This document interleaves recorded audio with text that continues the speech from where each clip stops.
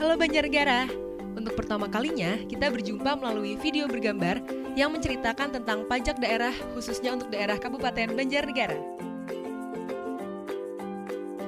Teman-teman, perlu diketahui nih, hampir seluruh elemen yang ada di daerah memiliki potensi pajak loh, sehingga setiap masyarakat harus memahami apa itu pajak daerah.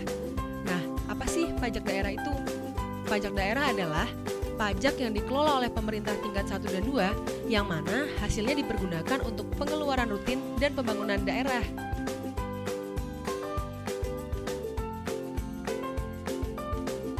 Dari pemahaman tersebut, pajak daerah dibagi menjadi 11 jenis. Apa saja ya kira-kira? Berikut daftarnya. Pajak sarang burung walet, pajak parkir, pajak penerangan jalan, pajak mineral bukan logam dan batuan, pajak reklame, pajak hotel, pajak restoran, pajak hiburan, pajak air dan tanah, bea perolehan hak atas tanah dan bangunan, serta pajak bumi dan bangunan pedesaan perkotaan. Wah, banyak ya ternyata. Namun untuk kali ini, kita akan belajar singkat mengenai pajak daerah jenis pajak bumi dan bangunan pedesaan perkotaan atau biasa disebut dengan PBB pedesaan perkotaan.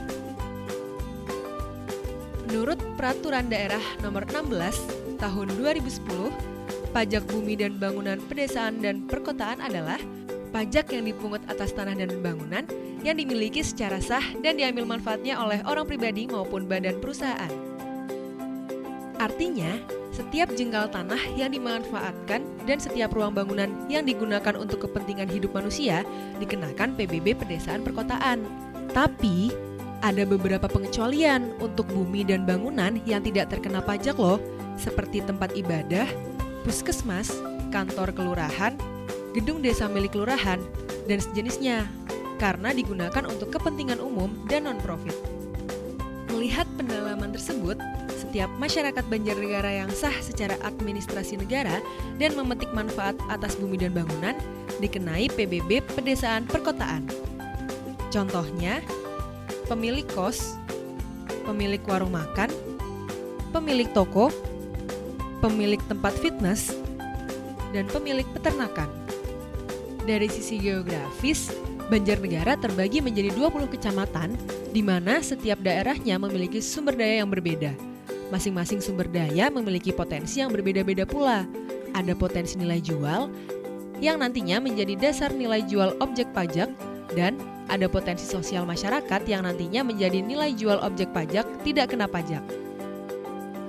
Nilai jual tersebutlah yang menjadi dasar muncul rumus tarif pajak bumi dan bangunan pedesaan perkotaan, yaitu tarif dikalikan dengan NJOP dikurang NJOP TKP.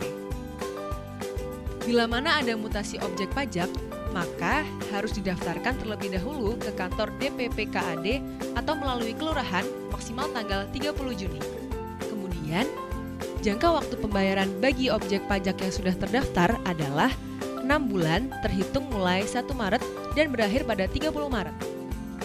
Jika pembayaran melebihi jatuh tempo, maka akan dikenakan denda 2% per bulannya dengan maksimal 24 bulan. Meskipun sudah ada peraturan yang mengikat secara tertulis dengan dasar hukum, ternyata masih banyak permasalahan pada proses pembayaran PBB pedesaan perkotaan. Permasalahan paling sering ditemui ketika sudah jatuh tempo pembayaran, masyarakat justru menunda-nunda pembayaran dengan berbagai alasan. Selain menunda-nunda, terjadinya perpindahan hak milik suatu bangunan atau wilayah bumi juga menjadi permasalahan cukup serius. Acap kali setelah perpindahan tangan berkas, masing-masing pihak yang terkait saling melempar kewajiban membayar pajak, sehingga tidak menemui titik temu siapa yang akan membayar pajak. Padahal, dengan tertundanya pembayaran pajak akan menghambat proses kemajuan suatu daerah. Menurut data nasional, pajak berperan sebesar 70% dalam roda pembangunan suatu daerah. Bisa dibayangkan bukan, kalau kita taat dalam membayar pajak, maka daerah kita akan memiliki infrastruktur yang bagus. Dengan adanya infrastruktur yang bagus, tentu saja perkembangan sumber daya manusia akan ikut meningkat. Oleh karena itu, untuk teman-teman yang masih malas-malasan membayar pajak, segera bergegas untuk taat membayar pajak. Juga bagi teman-teman yang belum mendaftarkan objek pajak yang seharusnya sudah terkena pajak, yuk didaftarkan agar pembangunan daerah semakin meningkat. Gimana sih caranya mendaftarkan objek pajak? Yang pertama, kamu bisa datang ke kantor DPP KAD.